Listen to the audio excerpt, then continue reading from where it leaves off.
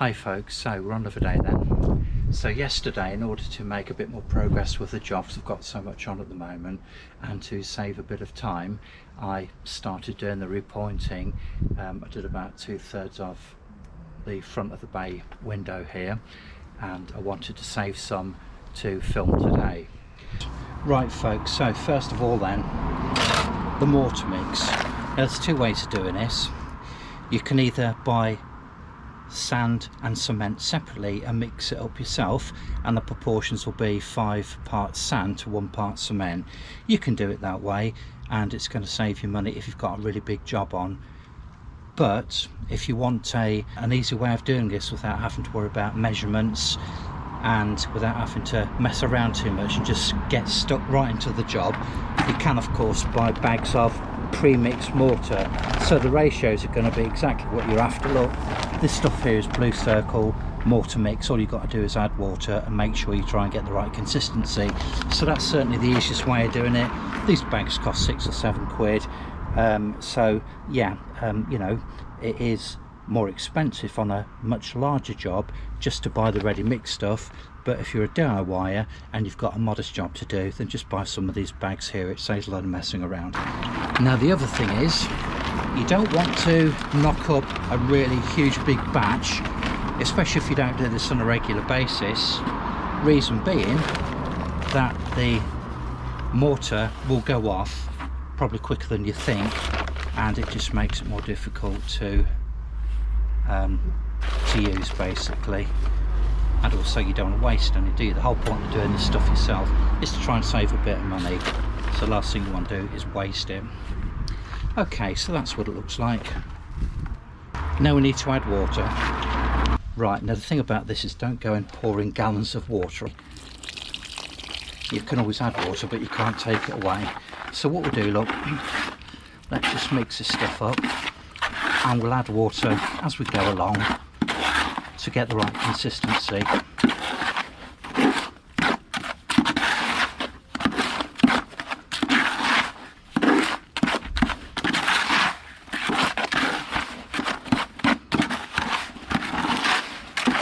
So the right consistency then is not too watery, but not too dry either. I'm going to show you examples of both.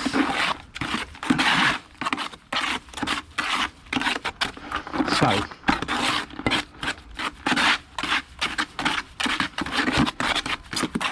something like that, far too watery, it's going to slump and just fall out.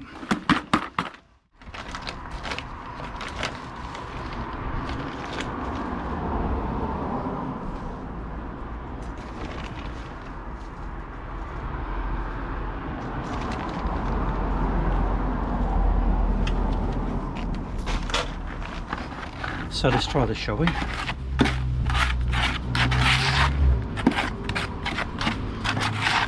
Now initially when you're mixing this stuff up, it might seem a little bit dry, but as you continue to mix it, it starts to take on a much better consistency.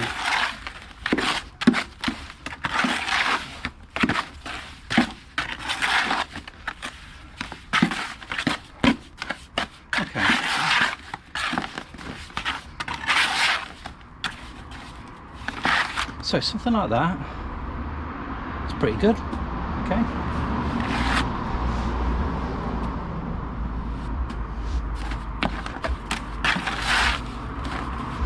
Now what I'm going to do, just add a little tiny bit more water.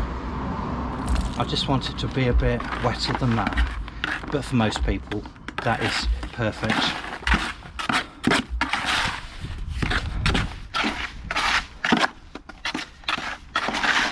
Now the thing is, if you do this on a regular basis, you can get away with the dry mix, like the one I had a minute ago. However, if you just do this on an ad hoc basis like I do, then if it's a little bit wetter, you have more time to play with it. Okay, so I'm going to go with this. Okay, so it's a bit wetter, but as far as I'm concerned, that's fine. So now we've got a mix. The next thing to do, if it's a very warm day, is just to dampen the wall down. I'm not talking about soaking it, I'm talking about dampening it. I've got one of these pressure sprays, look, okay? I'm just going to damp it very gently. There we go, look. So we're not looking to soak it, we just want to damp it a little bit. And the reason is because if the brickwork, the mortar, is very dry, then it's going to dry out the new mortar very quickly. There you go, that's all we need to do. So in terms of applying the plaster then, you need certain tools. Or you can just basically use your own improvised tools. So I've got a plastering hawk, I'm going to use that. Although on the lower areas which are more difficult to access, because with this for example, you've got a handle, just trying to get it at low level, the handle prohibits that. So you can either use it that way and just sort of scrape into the joints, or if you've got something like this, look, a taping knife, you can just use that and then basically lay it with mortar and then just scoop it into the recesses here. Now, as far as trowels are concerned, you always do the perpendiculars first. In other words, you always do the uprights first. And the reason they're called perpendiculars is because they'll be at 90 degrees.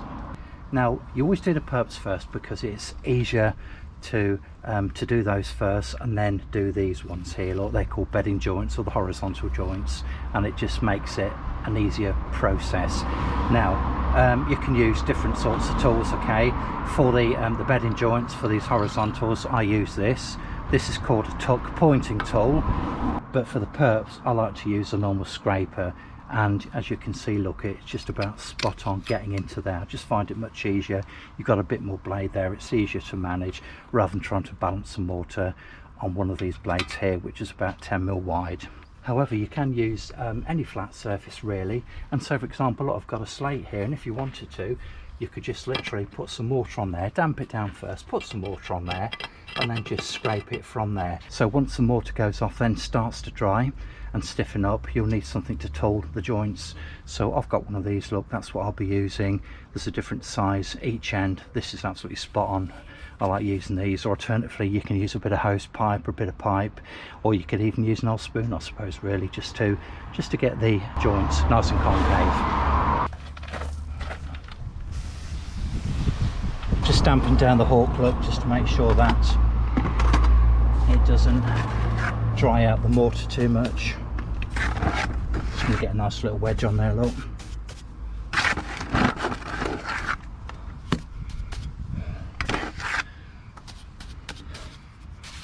And what I'm going to do, look, I'm going to make a little patty. So I'm going to get it towards the edge of the hawk, and I'm going to pat it down. And it needs to be about, I mean, this is just the way I do it, about 10mm, about 10mm thick. So I like to make a nice little patty like this, look, and then I'm just going to scrape it off into the joints as I go along. But I'm going to start with the perps first, and this just shows you a nice, easy, manageable way of doing it. There you go, look, nice and easy. Where are we? Yeah.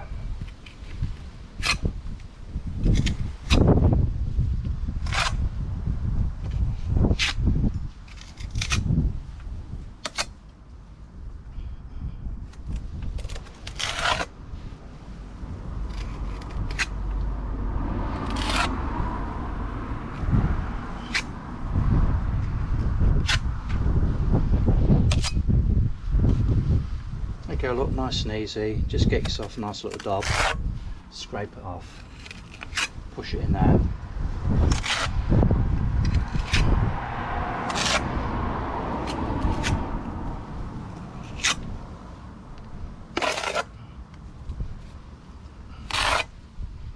Now this is quite a deep one, so you've really got to make sure you push it right into that hole, and if you apply the mortar from both directions, you can force it back.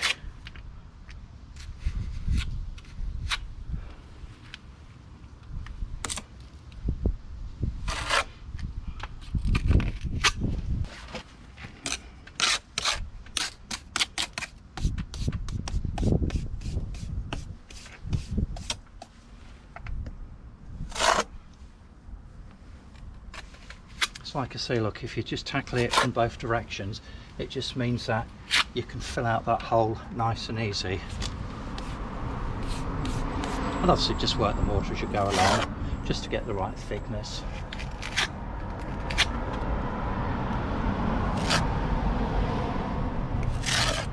Doesn't matter if you drop a bit, I drop it all the time, but that's my trademark. Okay. No, I personally like working from left to right, but you know, it's entirely up to the individual. No right or wrong answer.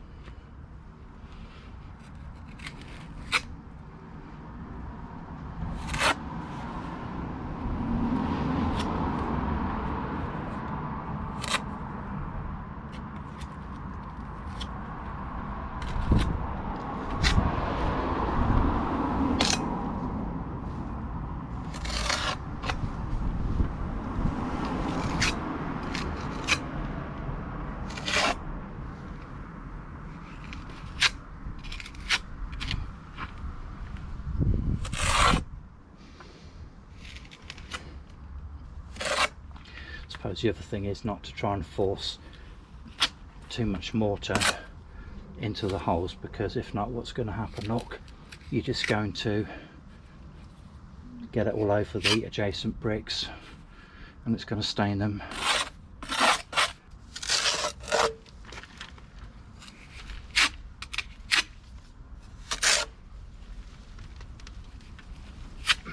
Okay, so we've done all the curbs. So the next thing to do then is to fill in these horizontal ones, or the bedding joints. So same principle applies, look. Make sure you've got a nice little patty.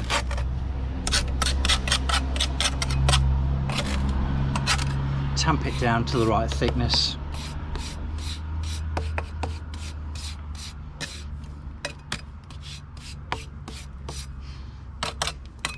And then use a tool to fill in the gaps. So I'm going to use the centre, like I say, this is a tuck pointing tool, and this is really easy to do. Let me show you. So there we go, look, all you need to do, put your flat surface up against that and push it in.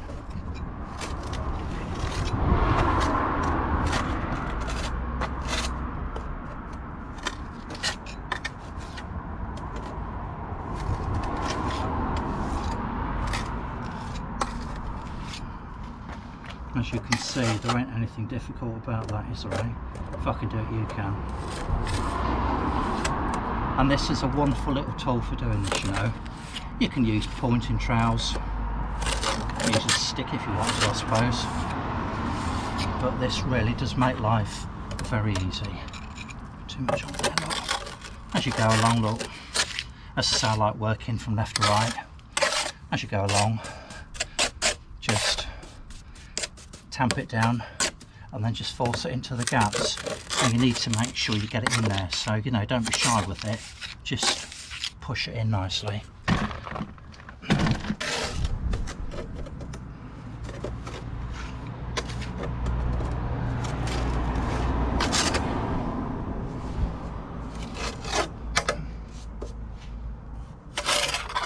This one there, look, you can see that.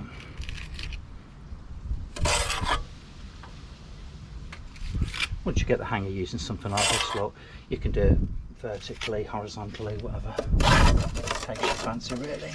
So just push it in like that, look, okay. And then load up your hawk again.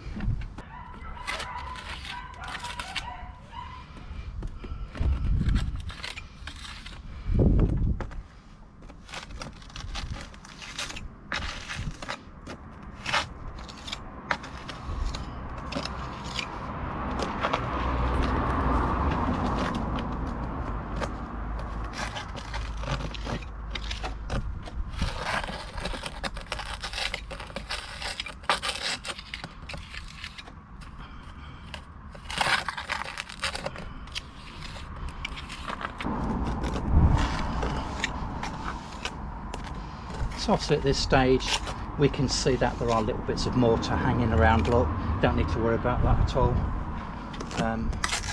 Let's crack on with it.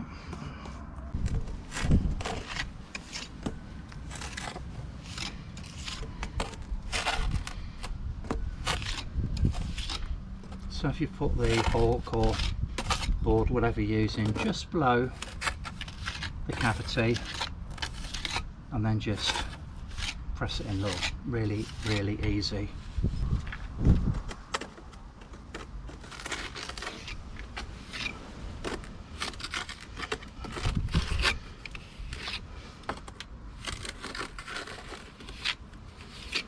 So anybody can do this then, providing they're able-bodied. Doesn't matter whether you're man, woman, girl or boy, anybody can do this. So once you've done a little bit then, before it gets too dry, you need to start tooling it. So first of all, do the perps. So just press those in, look, push that mortar in, and then work the mortar into the joints.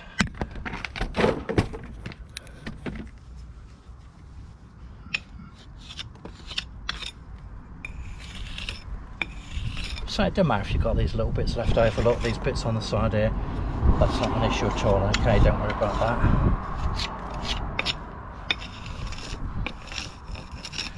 If it starts to dry a bit too quickly, then you can just go up and down like this, look. Okay, just use the heel of the jointer. It'll come up nicely. When you're on the corner, incidentally, don't push it that way, pull it back from the corner like that, okay?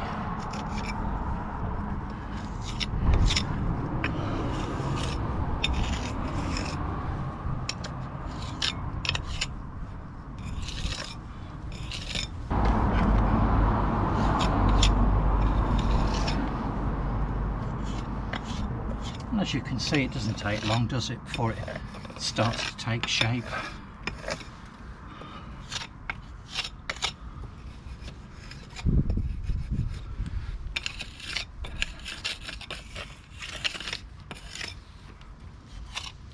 So it really is that easy. You know, don't be scared of putting a bit of pressure on it.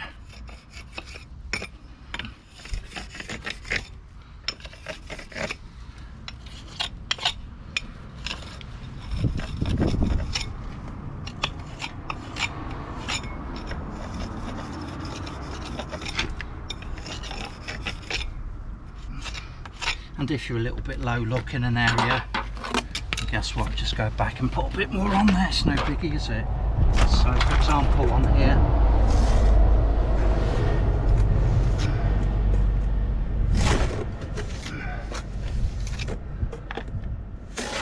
I'm going to add a bit more and then rub it back in again.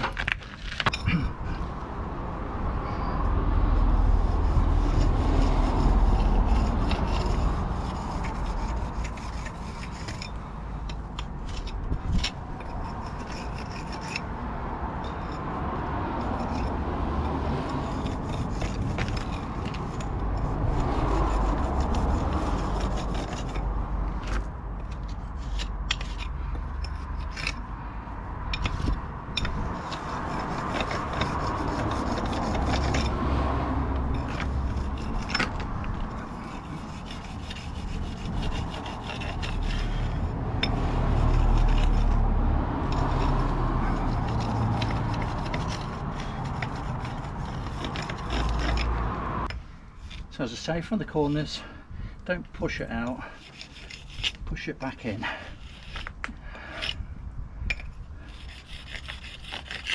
Wait.